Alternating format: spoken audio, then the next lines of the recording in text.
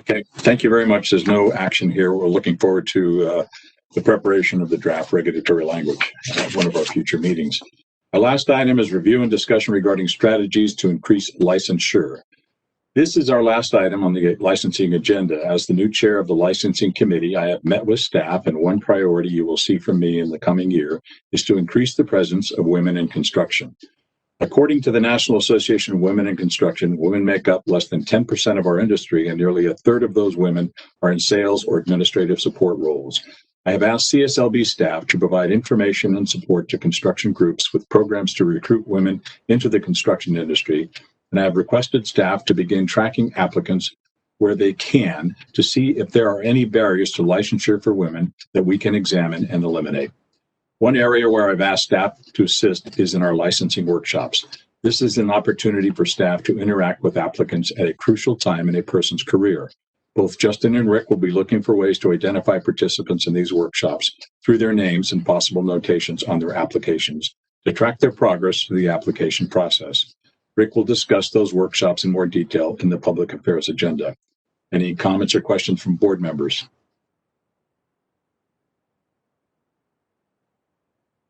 Anything from the public? I think that's fantastic, Jim. You got my full support. No public comments at this point. Thank you. This concludes the licensing items on the agenda. Thank you, David. Thank you, Jim and Justin.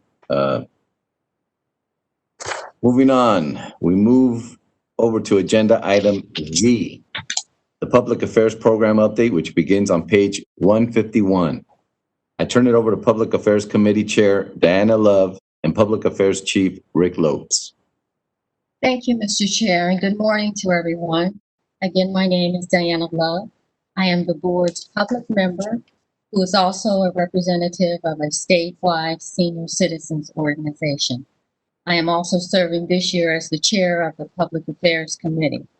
I'm happy to be joining you today from Palmdale in northern Los Angeles County to report on our public affairs activities over the past few months. Our report starts on page 151 in your meeting packet, as the chair indicated. First, in the staffing area, I want to report that Jane Kreidler, our longtime outreach coordinator, has left the board. Jane has accepted a promotion and is now working as a supervisor for the California Architects Board. Over the years, Jane worked for many of the board members who participated in our highly successful Senior Scam Stopper program. She was a tireless worker who averaged being on the road a couple of days per week, traveling all over the state. Not only did Jane's work directly help the thousands of seniors who attended the Senior Scam Stopper seminars, she also was a great ambassador to build relationships with legislators we partnered with to conduct those seminars. Those relationships have truly benefited the board. With our current budget situation and the COVID-19 pandemic precluding in-person Senior Scam Stoppers, Jane's position is not being filled at this time. Our public affairs staff is looking for opportunities to continue working with legislators to hold virtual seminars and to have been involved in a couple of others over the past few weeks. I would also like to highlight some of our public affairs work online, including through our website and social media channels. At the bottom of page 151, you can see a list of our live and recorded webcasts. The Public Affairs Office spearheaded and produces a monthly live interactive online workshop for those interested in getting a California contractor's license. The workshop is called Get Licensed to Build. We would like to thank our current board chair, David Delatorre, whose picture you will see on page 152, and last year's chair, Johnny Simpson, for joining us during a couple of the workshops and offered a welcome greeting to attendees. The workshops take place on the first Monday of each month. We have conducted 5 workshops so far, with more than 200 in attendance each time. About 220 people attended this past Friday's workshop. Our public affairs staff also is involved with licensing and enforcement to develop a Spanish language workshop. The goal is to have that ready to launch before the end of the year. Next, on pages 152 and 153, you can see details on new videos our public affairs staff have produced. They include a video on what licensed applicants can expect on their test day. That video takes applicants through the testing process and explains the safety measure we have in place because of COVID-19. We have also produced a new video on disaster rebuilding that's being used on our social media channels. The public affairs staff have also given a new look on the video on our website and to our YouTube channel. I would invite members to check those out if you have not already had a chance. We think the page is more user-friendly, visual, and engaging, and easier to search for and locate specific videos. With the COVID-19 pandemic, our full-time public affairs staff are working remotely. So the new digital media center you see on page 153 is being used sparingly right now. Next week's staff will be there to shoot a segment for a video being produced by Assembly Speaker Anthony Brendan's office.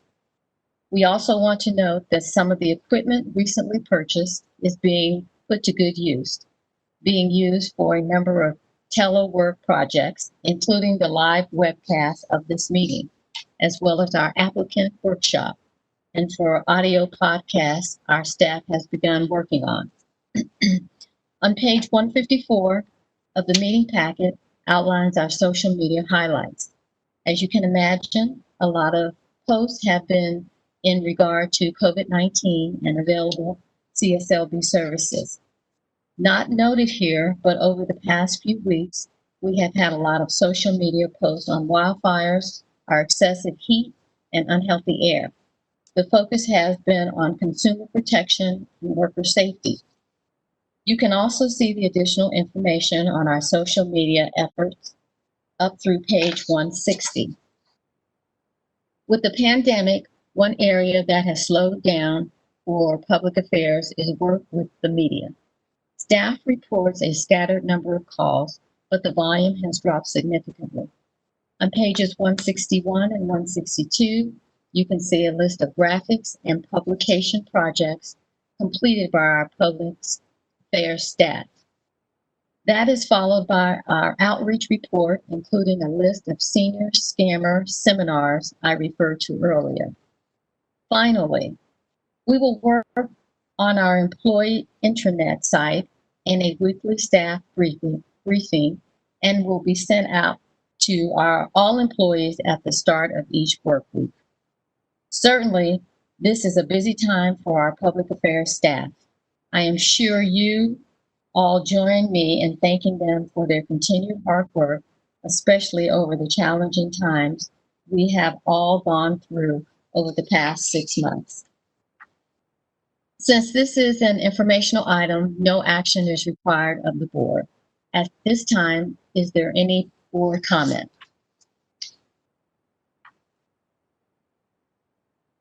Seeing no board comment. Chair, Rick, is there excuse me, public because it looks comment? like Kevin Albanese has his hand up. Oh, okay. Yeah. If it's appropriate to do, I'm not sure if we could take action or if we need to agendize it, but Jane Kreidler did an absolutely fantastic job for this board. She was the face of this board to countless senior citizens, some people most vulnerable in our communities. She had a fantastic relationship with most of with all the legislators that I've seen her with. I think it'd be appropriate to recognize her with some sort of commendation or, certificate of gratitude. I'm not sure what the best way to do that, but if it's appropriate to do that as a motion, I would love to do that and recognize her somehow at the next meeting. If we need to agendize that and discuss it in compliance with the BAG-Keenly, then I would ask that we do that. Okay, It thank could you. be considered as an agenda item. Thank you for for your comment. Are there any more public comments, Rick? No public comments, but if you don't mind, Madam Chair, I'd like to just to let the board know, since they did bring it up during licensing about the outreach to women in contracting, we did do that during our workshop that we conducted last Friday, and asked a number of women who contacted us if they would like to be contacted in the future. And we probably had contact with probably about a dozen folks that said they would like more information and would be willing to discuss what they feel like their needs are to see if there's some kind of a void that we can help out with. So I just wanted to add that for the board's information. As far as public comment, no other comments. Okay, thank you. And Mr. Chair, that concludes the Public Affairs Program update. Thank you, Diane and Rick. And before we move on, I would only ask Rick if we could post a more flattering picture of me. Moving forward, we move to agenda item H, the legislation update, which begins on page 169. I now turn it over to Augie Beltran, Legislation Committee Chair, and Mike Chemnensky, Chief of Legislation. Thank you, David, but I think all of your pictures look great. Thank you, brother. So update on previously considered 2019-2020 pending legislation. And this starts on page 169 of your packets. And it's a summary of 6 bills that the board took positions on back in June 5th of 2020. Keeping in mind that this has been a very challenging legislative season. They've had to modify their meeting schedule. They've had to focus on COVID-19, the budget, wildfires. It's just been very crazy. And I want to thank staff and congratulate them for the success that they've had this year. The Ledge was only able to send about 400 and some odd bills over to the governor for his signature. And as you can see, they've got 4 of them going that way. So good job, staff. I'm sorry, 6 bills. So the fact that all 6 bills that the board sponsored were approved by the legislature attests to the board's commitment to sponsoring strong public protection and legislative proposals, support consumer and industry representatives, and diligence by staff. We are very fortunate that these measures have had the success that they've had. This is an informational item only. Does anyone have any questions on these legislative bills? They're on the governor's desk as we speak. Rick, does the public have anything to say? No comments on this item. Perfect. Okay, now we move on to agenda item H2, starts on page 173 of your packet. Review, discussion, and possible action on draft residential solar energy system disclosure document. Supporting information pages, Business and Professions Code, section 7169, subdivision C. This agenda item involves the completion of a longstanding project between CSLB staff and the Public Utilities Commission to develop a solar energy system disclosure document for consumers who are purchasing a residential solar system. The effort is the result of AB 1070 Gonzalez-Fletcher, which was signed by Governor Brown in 2017 and requires CSLB and PUC coordinate in developing the document. The intent of the legislature with this disclosure is that the consumer be provided, at a minimum, accurate, clear, and concise information regarding the installation of a solar energy system, total costs of installation, anticipated savings, the assumptions and inputs used to estimate the savings, and the implications of various financing options. The draft document begins on page 176 and is ready for the board's review and possible approval. Chief Jay, go ahead and give us a little review on this. Sure. Thank you, Legislative Committee Chair Beltran. Yeah, as the packet explains, this item is the culmination of years of work on this solar disclosure document. You know, we are talking about a bill that was signed in 2017. The mandatory requirement of this statute is complete. That was the creation of the first page, or the cover page, of the solar disclosure document. It's out, we're looking for it. Enforcement division is enforcing it. So today is about the discretionary, and I'm using air quotes, portion of that statute, which allows the board to create a supporting information document or pages behind that first cover page. And the board is authorized by the statute to provide any additional information that consumers might be helpful in those supporting information pages. So what staff is asking the board to basically do today is to consider two things. First, does the board approve our course change on this item? And if so, can we send this document to the Public Utilities Commission for their review? And what I mean by course change, as the packet explains, we were initially advised that the only way to implement the discretionary portion of this document was to undergo the administrative rulemaking process, which you're all familiar with. It's a multi-year process to adopt regulations. So we did proceed on that guidance over the last many months, and we eventually did come up with a supporting information packet. And it had 6 separate parts. It was very involved, all of which would have to go into the administrative rulemaking process. It eventually became obvious that it would be quite an undertaking in both time, really a matter of years, and effort to get those documents into CSLB regulations. And as you know, in the meantime, our consumer protection efforts in the solar industry have continued. You all heard the registrar update us earlier on our interagency solar task force. So it's become pretty clear that putting out useful supporting information documents now, as opposed to many years from now, would be of most assistance to consumers. So that's our course change. We went back to legal counsel. We came up with a way to put these documents out now instead of putting them in regulation, which we did inform you, board, that we would try to do in 2018. We'd rather put them out now instead of putting them through regulations. So the result of that effort is the draft document that is in your packet. Please let me know if I can answer any questions about this document or why any of this is happening. And that's my update, Augie.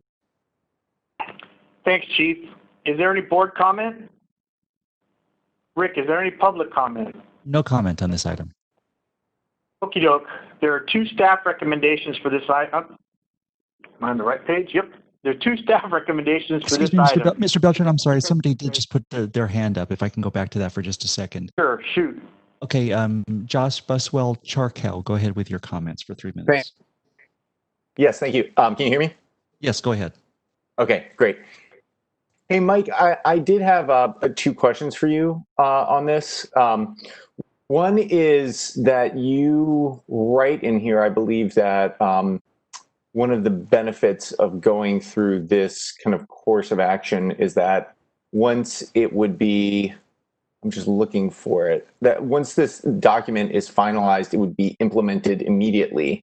So one question I had on that is the CPUC has stated that essentially we would be required, we being the solar industry would be required to use this 30 days after the commission finalizes the supplemental, their input process, right, on the supplemental disclosure. So then there would the process would culminate, and then there would be a 30-day window where at the end of that 30 days we would have to implement it.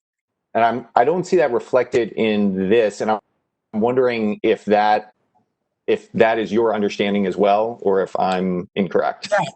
Josh, I will answer that. Do you mind real quick identifying yourself for the board?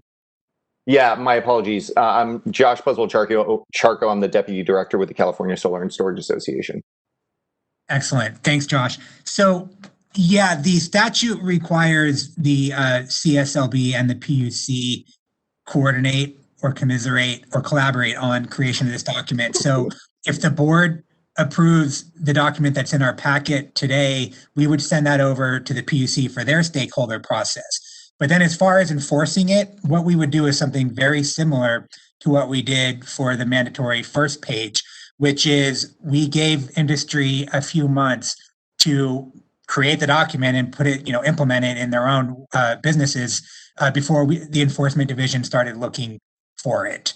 And so I imagine we would do something similar, which is after the CSLB finishes its process, after the PUC finishes its process, we would put out an industry bulletin stating generally to the public on such and such a date, the CSLB enforcement division will start looking for this document and its complaints. Jason Hurtado, do you mind sort of opining whether that would be an advisable approach?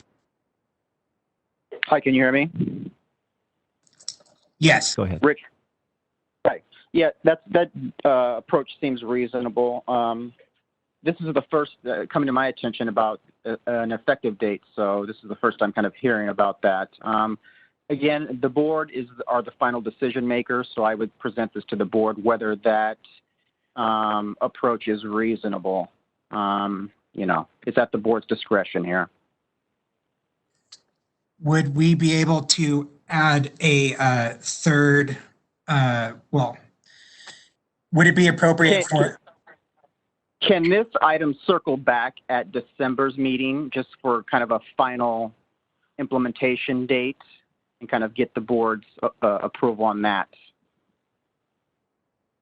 I'm not David, asking, excuse me. Hey, Chief. Yes. We've been discussing this for quite some time. Let's run these motions, and then the board can decide whether they want to uphold the motion or vote down the motion. And then if they don't pass, then we can talk about moving it to a different date or having an extensive discussion. We've had hour-long, day-long discussions on this stuff, so I don't want to be holding anything up. Sounds good. We'll go through the staff recommendations on page 175 and take it from there. All right, Rick, is there any other public comment? No other public comments at this time. Okay, I'll go back to the board. Do you guys have any questions? Okay. There's two staff recommendations on this item. On page 175 of your packet, I'm going to read each staff recommendation and then ask for a motion and a comment after each. First recommendation, in lieu of commencing the lengthy regulatory process required to develop a unique solar disclosure document, authorize staff to proceed with implementing the discretionary requirements of Business and Professions Code 7169C as written by limiting the content of the supporting information document to that enumerated in subdivision C, to the exclusion of subparagraphs 2, 3, and 12. At this time, I'll ask for a motion.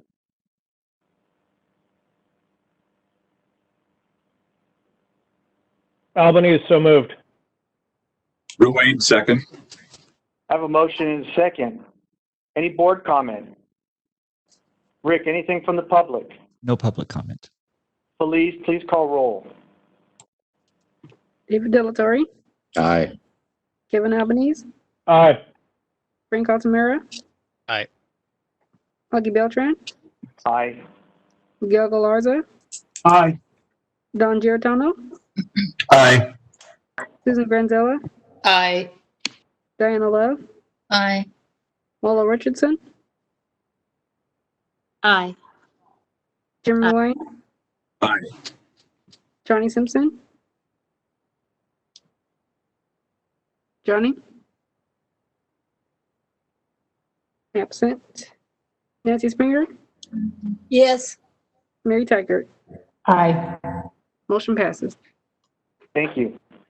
The second staff recommendation is to authorize staff to forward the draft to the Public Utilities Commission for review and sharing with stakeholders. And following the stakeholder review process, authorize staff to finalize the document by making any edits suggested by PUC or stakeholders if they are consistent with the requirements of Business and Professions Code 7169C. At this time, I'll take a motion. So moved. Diana David Love, Delatorre. second. Sounded like motion of Ruane. Who was the second? Diana Nancy. Love. I'm sorry. Diana Love, second. Anything from the board? Rick, anything from the public? No public comment. Thank you. Felice, please call roll. David Delatorre, Aye. Kevin Albanese, Aye. Frank Altamira. Aye. Augie Beltran, Aye. Miguel Galarza, Aye. Don Giarratano, Aye. Susan Granzella, Diana Love, Aye. Walla Richardson, Aye. Jim Ruane, Aye. Johnny Simpson. Johnny. Absent. Mary Tykert. Nancy Springer, sorry. Yes. Mary Tykert. Aye. Motion passes. Thank you. Now we're on H3, page 187 of your packets. Update on board study to evaluate sufficiency of current $15,000 contractor bond amount. Business and Professions Code Section 7071.6, subdivision E. On page 187 of your packets is more information about this agenda item, which involves the board study of his existing contractor's bond. Chief, why don't you give us an update? Sure. The update is on page 187, and if the board recalls, during our sunset review, the legislature did ask us to review whether the $15,000 contractor bond was sufficient and present the result of that study or review in January 2021 back to the legislature. Today, the update is that we are still meeting with Surety Association representatives and underwriters and collecting data and reviewing that data. You heard earlier today, the registrar mentioned committee meetings during the first week of November. The legislative committee at that time, the plan is to have them review the draft of the study, and if it looks okay, to send it to the full board in December. That is the update. Thank you, Chief. Now, this is an informational item only, so are there any questions from the board? Rick, is there anything from the public? No public comment. Thank you. Hey, once again, staff, great work working with the legislature this year. I know it was a very challenging year, and you guys are the gold standard. Thank you, and that concludes our report. Thank you, Augie and Mike. And that completes our business for the day. I'll entertain a motion to adjourn. So moved. Second. It's been moved in second. Any comments from the board? Rick, any public comment? No public comment. Felice, roll call. I don't believe we need roll call for adjournment. Meeting is adjourned. Bye. Take care. Be safe. Thanks, everybody. See you guys. Thank you, everyone. Have a good Thank you.